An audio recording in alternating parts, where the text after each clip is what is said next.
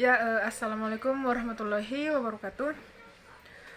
Perkenalkan, nama saya Ahwat Fadilah, NIM 1931040053, kelas A, angkatan 2019, Pendidikan Jasmani Kesehatan dan Rekreasi, Fakultas Ilmu Keolahragaan, Universitas Negeri Makassar.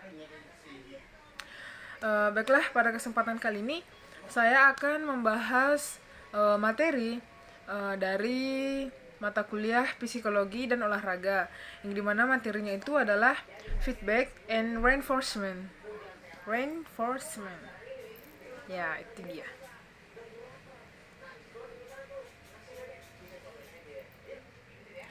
Nah, kita masuk ke pengertian feedback. Feedback adalah perilaku guru untuk membantu setiap siswa yang mengalami kesulitan belajar secara individu dengan cara menanggapi hasil kerja siswa sehingga lebih menguasai materi yang disampaikan oleh guru. Nah, feedback yang dilakukan guru antara lain memberikan penjelasan terhadap kesalahan yang dilakukan siswa dalam menyelesaikan tugas yang diberikan, baik secara langsung maupun tidak langsung. Berikut ini beberapa definisi tentang feedback. Satu itu menurut Bichel dan Simpson dan Taylor tahun 2001.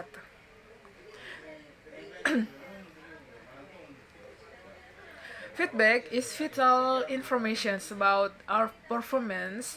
By using feedback, we are able to analyze and improve our performance. Artinya, maaf jika bahasa Inggrisnya tidak terlalu lancar.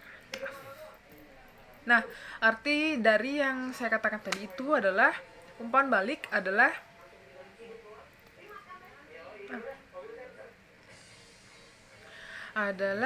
informasi penting tentang penampilan. Dengan menggunakan umpan balik, kita bisa menganalisa dan memperbaiki penampilan. Kedua, menurut Shem 2003, feedback is the response teacher give to students about the quality and correctness of their skills performance. Artinya, umpan balik adalah respon yang diberikan guru kepada siswa tentang kualitas dan ketepatan penampilan keterampilan mereka.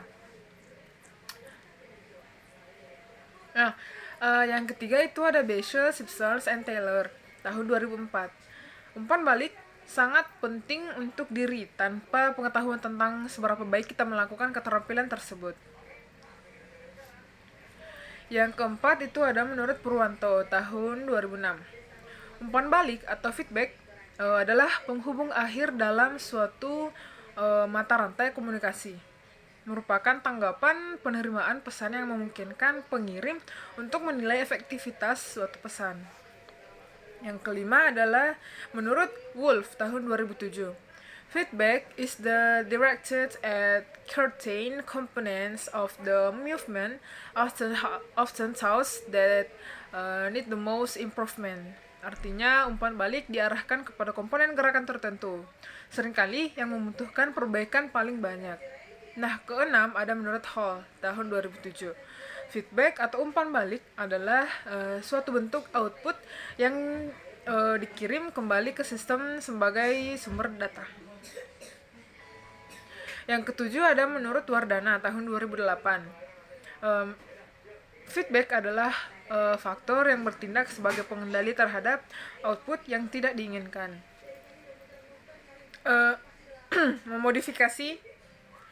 Memodifikasi input sebagai masukan pada proses.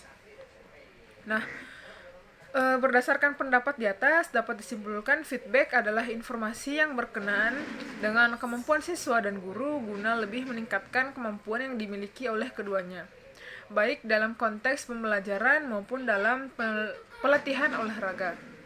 Informasi yang dimaksud adalah berkaitan dengan apa yang sudah dilakukan, bagaimana hasilnya, dan apa yang harus dilakukan untuk memperbaikinya.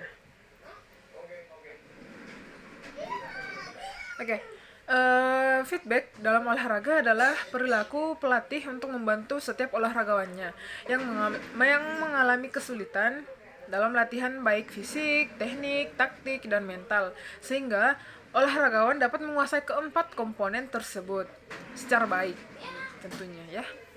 Misalnya, apabila olahragawan melakukan teknik yang salah atau olahragawan yang salah bergerak dalam pola permainan dan pertahanan, pelatih langsung membenarkan gerakan pada permainan dan pertahanan. Pelatih langsung membenarkan gerakan pada saat olahragawan melakukan kesalahan, sehingga pelatih dapat melihat feedback yang diberikan oleh olahragawan. Pada saat olahragawan sudah mampu melaksanakan tugas gerak dan memiliki pemahaman tentang apa yang sudah dilakukannya, maka pada saat itu pelatih tidak harus memberikan tantangan sebab olahragawan telah latihan sesuatu yang sesuai dengan tujuan dan harapan pelatih. Sebagai gantinya, pada saat itu pelatih dapat memberikan feedback, yaitu sebagai salah satu upaya mengobservasi olahragawan berkaitan dengan bagaimana olahragawan melakukan aktivitas serta apa yang harus dilakukan pelatih untuk meningkatkan kemampuan olahragawannya. Kita masuk ke materi prinsip-prinsip feedback. Prinsip-prinsip dalam memberikan feedback adalah sebagai berikut. Yang pertama itu ada feedback harus ditawarkan dan bukan dipaksakan. Yang kedua ada feedback harus bersifat deskriptif dan bukan evaluatif. Yang ketiga adalah feedback harus bersifat spesifik dan berhubungan dengan tingkah laku yang harus dirubah. Yang keempat,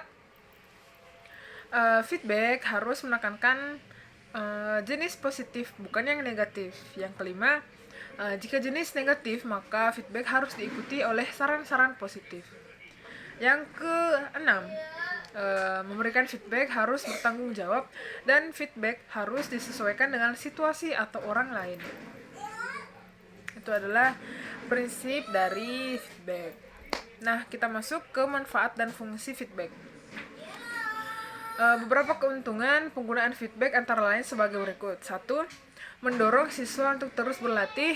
Proses pemberian feedback kepada siswa secara tidak langsung akan memberitahu siswa bahwa latihannya selalu dilihat dan diperhatikan oleh gurunya. Yang kedua, mencerminkan perilaku guru yang efektif. Dalam prosesnya, feedback hanya akan diperoleh apabila guru aktif selama kegiatan pembelajaran. Guru harus selalu memperhatikan siswa, bergerak untuk memantau dan mengamati aktivitas belajar yang dilakukan oleh setiap siswa di sekitar tempat belajar. Yang ketiga, membantu siswa untuk menilai penampilan atau kemampuan yang tidak bisa dilihat dan dirasakannya sendiri. Yang keempat, mendorong guru untuk menilai seberapa relevansi antara aspek-aspek pembelajaran dengan tingkat kemampuan siswa dalam menguasai tugas, gerak, atau bahan ajar seperti yang diinginkan oleh gurunya. Nah, fungsi feedback adalah membantu siswa untuk menilai penampilan yang tidak dapat dilihat dan dirasakan oleh dirinya sendiri. Fungsi feedback lainnya yang paling sering disajikan guru adalah sebagai alat untuk memotivasi siswa. Feedback juga memiliki 3 fungsi, yaitu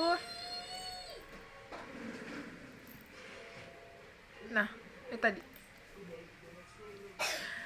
Nah, kita masuk ke penggunaan feedback dalam latihan. Beberapa masukan dalam penggunaan feedback agar efektif dan maksimal selama latihan. 1. Itu feedback harusnya berisi informasi yang relevan untuk menampilkan keterampilan yang benar. Kedua, feedback seharusnya yang pantas.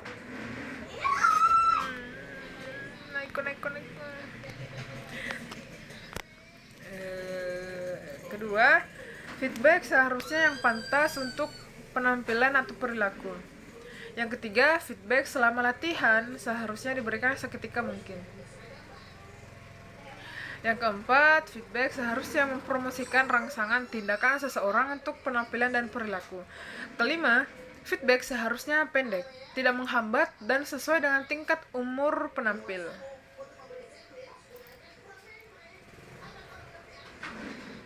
Ya, kita masuk ke pengertian reinforcement.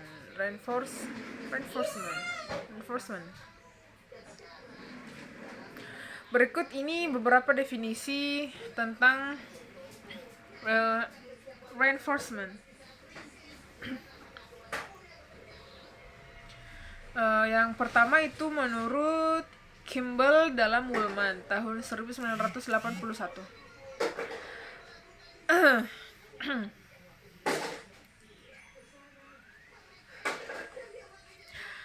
A reinforcement is an event which employed appropriately and increases the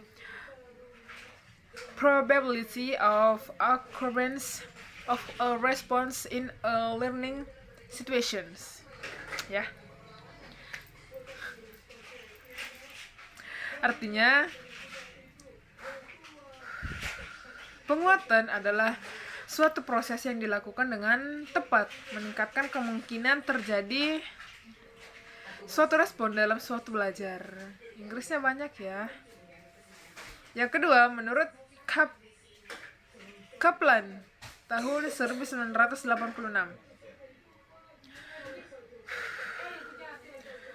Reinforcement is delivered following each stance the response.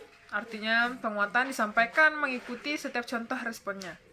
Ketiga, menurut Banerjee tahun 1995. Reinforcement is adding to the force already applied. Artinya reinforcement adalah menguatkan yang sudah ditetapkan. Diterapkan maksudnya. Maaf ya. Yang keempat, Shimamura tahun 2009. Penguatan atau reinforcement adalah respon terhadap suatu perilaku yang dapat meningkatkan kemungkinan berulangnya kembali perilaku tersebut. Yang kelima, menurut Prayitno tahun 2009. Penguatan atau reinforcement merupakan upaya untuk mendorong diulangnya lagi atau sesering mungkin oleh pelaku tingkah laku yang dianggap baik. Yang keenam, menurut Lulu April Farida tahun 2010, penguatan atau reinforcement merupakan respons terhadap suatu perilaku yang dapat meningkatkan kemungkinan berulangnya kembali perilaku tersebut di kemudian hari. Ketujuh, ada menurut Lulu April Farida pada tahun 2016. Penguatan atau reinforcement merupakan respons terhadap suatu perilaku yang dapat meningkatkan kemungkinan berulangnya kembali perilaku tersebut di kemudian hari.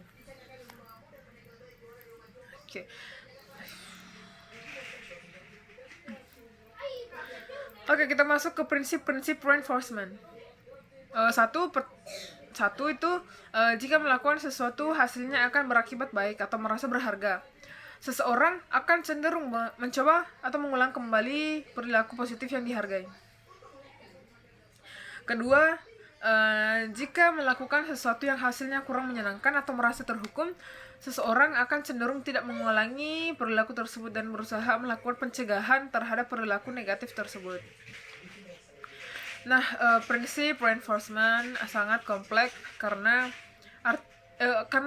orang akan bereaksi berbeda terhadap reinforcement yang sama, terutama reinforcement negatif. Contohnya itu bodoh. Misalnya,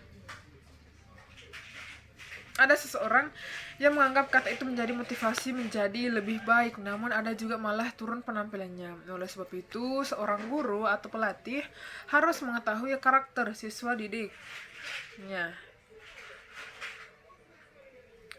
Nah, kita masuk ke jenis-jenis reinforcement. Terdapat dua jenis reinforcement, yaitu reinforcement positif dan reinforcement negatif.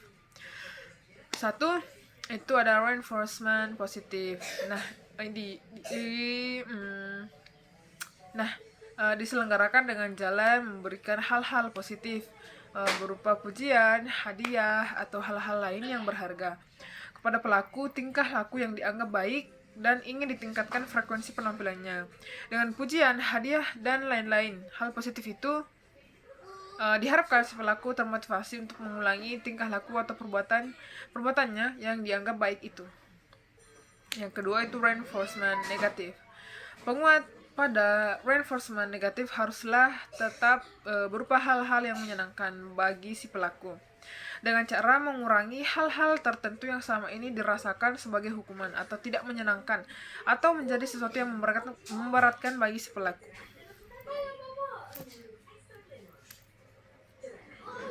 Oke, di sini ada materi itu petunjuk menggunakan reinforcement positif. Reinforcement mencakup beberapa pujian verbal, senyuman, atau perilaku nonverbal yang kesemuanya adalah penghargaan tujuannya untuk meningkatkan prestasi. Ada juga yang memberikan reinforcement dengan mengambil tindakan pendekatan untuk motivasi mencakup penggunaan reinforcement sosial, contohnya pujian, senyuman, atau menempelkan muka dengan membisikkan kata untuk reinforcement. Penghargaan harus diterima dan dibutuhkan untuk mendapatkannya. Reinforcement harus diketahui baik, disukai maupun tidak disukai seseorang dalam penggunaannya dan memilih reinforcement. Oleh sebab itu, reinforcement terdiri dari satu, reinforcement sosial.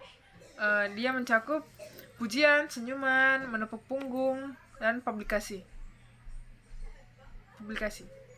Kedua, reinforcement material yang mencakup trofi, medali, pita, atau kaos. Yang ketiga, reinforcement kegiatan.